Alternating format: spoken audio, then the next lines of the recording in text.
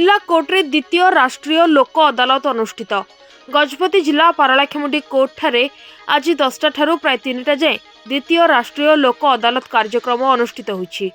जिला और दौरा जज श्री प्रणव कुमार राउत को तत्वावधान रे परिवार अदालत जज अशोक कुमार पही, अतिरिक्त जिला जज प्रदीप कुमार सामल, मुख्य विचार विभागीय अधिकारी नरोत्तम सेठी सह अन्य विभागीय जज एवं रेजिस्ट्रार माने उपस्थित रही विभिन्न केसर अनुधान करथिले।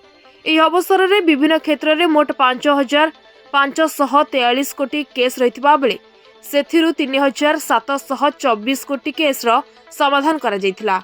एही परिप्रेक्षी रे 78,11,806 टंका फाइन आदाय करा जायतिबा बेले कोर्टर अधिकारी एवं वकील माने एहार परिचालना करथिले।